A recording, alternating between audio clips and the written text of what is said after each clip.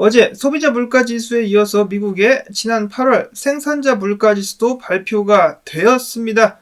미국 8월의 생산자 물가지수는 전년 대비 1.6% 상승, 인플레이션과 마찬가지로 오름세를 보였는데요. 이러한 수치들이 다음 주 연준이 금리 관련된 발표를 하게 될 때 영향을 주게 될지 시장이 숨죽여서 지켜보고 있습니다.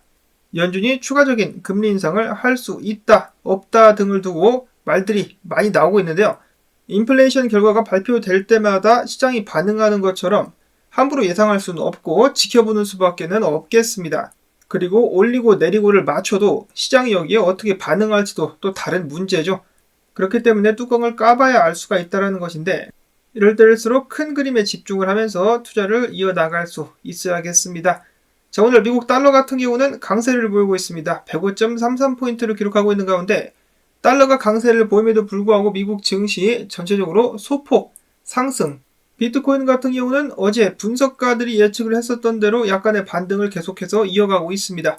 비트코인 26,593달러, 이더리움은 1,631달러에서 거래가 진행이 되고 있는 상황. 한편 연준과 손발을 짝짝꿍 맞추는 유로피언 중앙은행 같은 경우는 금리 인상을 단행했습니다. 0.25% 상승. 과연 이러한 유로피언 중앙은행의 결정은 연준에게도 영향을 끼칠 수 있을 것인지. 자, 유럽 이야기가 나와서 말인데요. 지금 유럽에서 일어나고 있는 일 하나 잠깐 보고 가도록 하겠습니다.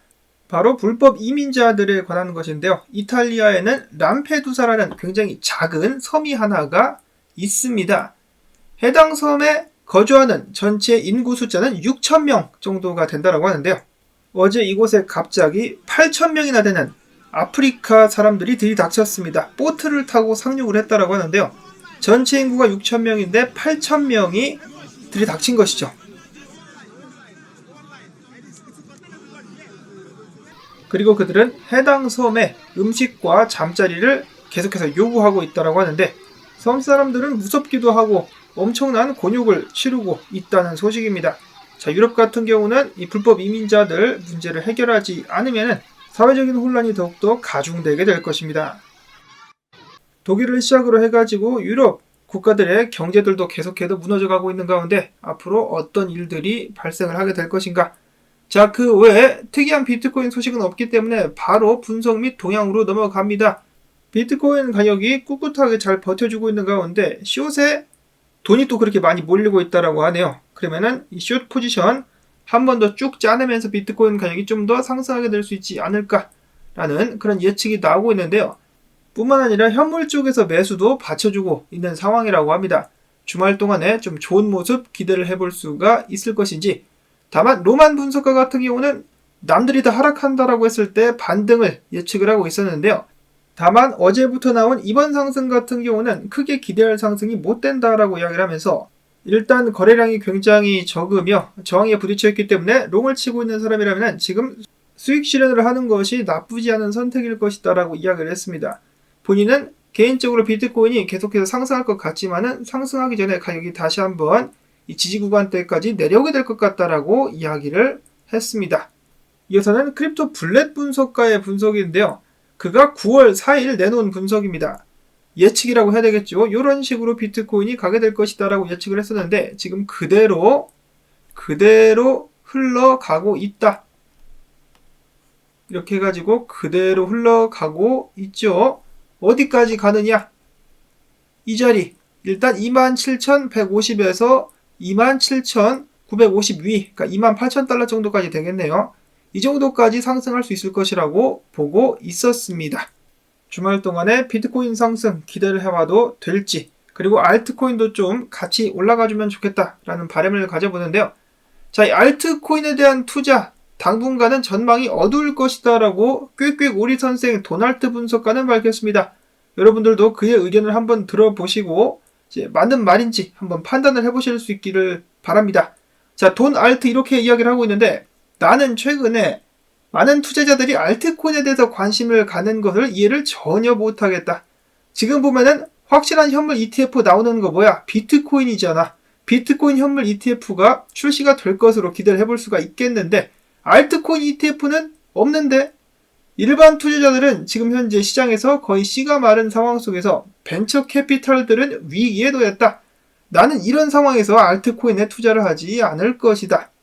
그리고 고점에서 90% 정도 가격 하락을 맞은 장투자들, 나중이라도 들고 있는 알트코인들이 전고를 깰 수 있지 않겠느냐라고 이야기를 하곤 하는데, 그렇게 될 수도 있겠지만은, 그렇다 할지라도 만약에 일반 투자자들이 다시 시장에 돌아오게 된다면은 위에 물린 사람들이 없는 새롭게 나온 코인들이 더욱더 크게 상승할 가능성이 높다. 성적이 기존의 알트보다 훨씬 더 좋을 것이다. 알트코인에게 있어서 계속해서 물타기 하는 것은 투자 전략에는 맞지 않는다라고 생각을 한다. 자, 물론 모든 알트코인들이 나쁘다고 말하는 것은 아니다. 그 중에는 다른 알트코인들보다 월등하게 좋은 성적을 내는 코인들도 있을 것이지만은 알트장이 오기까지는 대부분의 알트들은 비트보다 성적이 좋지 않아서 상대적으로 투자하는데 손해를 보게 될 것이다.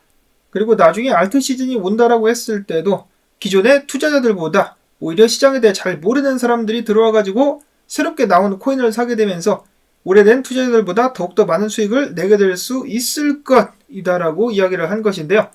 자, 일단 지금 상황을 보시면 비트코인 도미넌스가 다시 한번 상승을 하고 있는 그런 시기이기도 합니다. 그렇기 때문에 비트코인이 힘을 더 가질 수 있는 상황 속에서 불장이 왔을 때도 항상 비트에 돈이 먼저 몰렸다가 나중에 알트로 흘러 들어가게 되죠. 그것에 대해서 지금 언급을 하고 있는 것이 아닌가. 특히나 현물 ETF까지 준비가 되고 있기 때문에 비트코인 쪽으로다가 돈이 많이 몰릴 것으로 도널트는 예측을 하고 있었습니다. 거기다가 이야기를 한 것 중에 하나는 새로운 코인들이 더 크게 펌핑할 가능성이 높다. 왜냐? 위에 물린 사람들이 없기 때문에. 위에 물린 사람들이 많이 있으면은 가격 오를 때마다 던지죠. 그래가지고 올라가는 것이 힘든데 반면에 새로운 코인들은 그런 것이 없기 때문에 훨씬 더 높게 빠르게 올라갈 수 있을 것이다 라는 예측입니다. 자, 기존의 장투를 알트 장투를 하는 사람들에게는 굉장히 기분 좋지 않은 그런 판단이라고 볼 수가 있겠는데 투자는 냉정하게 해야 되겠죠. 판단은 여러분들이 직접 내려보실 수 있기를 바랍니다. 실제로 위에 물린 사람들이 많은 이 기존의 코인들 중에 개발까지 지지부진해가지고 계속해서 상승하지 못하고 있는 코인들 많이 있습니다. 안타깝죠.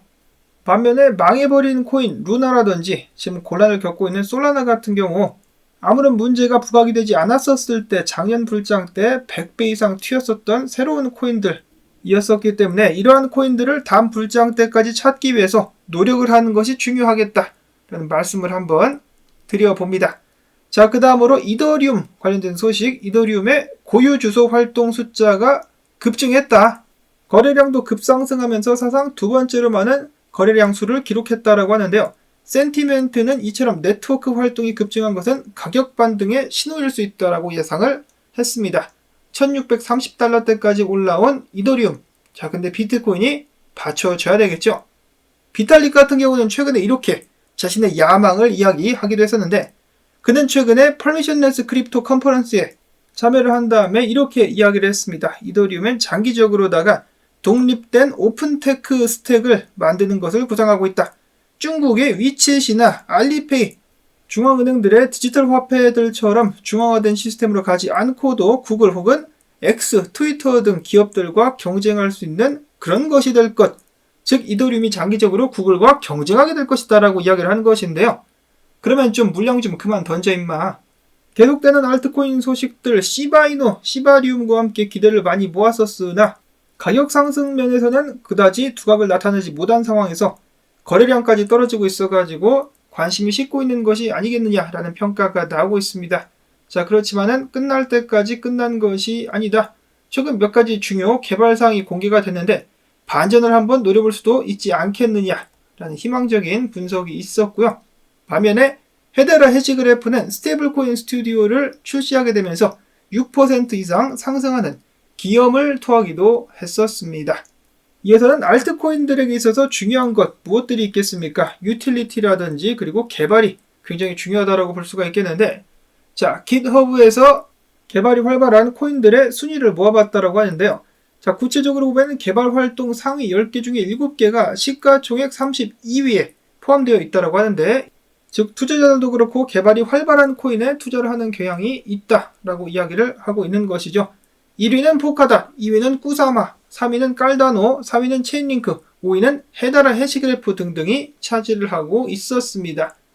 자, 그 중에 체인링크 같은 경우는 최근에 계속해서 기술이 도입되고 있는 모습 보여지고 있는데, 이번엔 호주 은행인 ANG가 체인링크의 크로스체인 상호 운용 프로토콜을 활용해가지고 그들의 스테이블 코인을 통한 자산화, 크로스체인 거래를 테스트했다라는 소식이 나왔습니다.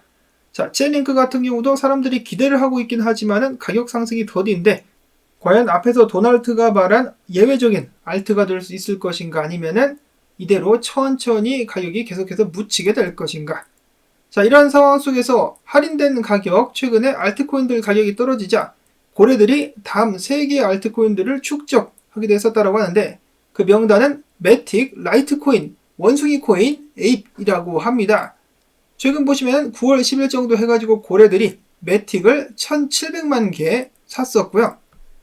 다음으로 라이트코인 같은 경우는 투자자들이 55,000개를 추매를 했었으며, 마지막으로 원숭이 코인 같은 경우는 465만 개의 원숭이 코인들을 투자자들이 축적을 했다라고 합니다.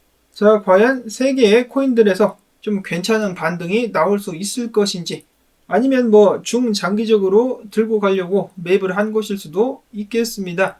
자, 그 반면에 아파트 코인, 앱토스 같은 경우는 다가오는 11월 물량이 엄청나게 풀린다라고 하는데요. 무려 전체 유통량의 8.5%가 언락. 야, 너무한다. 너무 많이 푸는데, 이 때문에 하락에 베팅하고 있는 투자자들 숫자가 많다라는 소식이 있습니다. 자, 근데 비트코인이 또 큰 영향을 주게 되겠죠. 11월달 비트코인의 동향은 어떨 것인가? 우리들은 과연 웃고 있을까요? 아니면 다시 한번 공포를 맞이하고 있을까요? 이제 약 한 달 반 정도 남은 것 같은데, 기대를 하면서 한번 기다려 보도록 하겠습니다. 오늘도 시청해주신 여러분들께 감사의 말씀 전하면서 나온 정보들이 도움되셨다면 토마토 채널도 한번 잘 살아남아 보자. 광이요, 광조댓, 광고, 좋아요, 댓글 부탁을 드리면서 저는 다음에 새로운 소식 가지고 인사를 또 드리도록 하겠습니다. 안녕히 계십시오.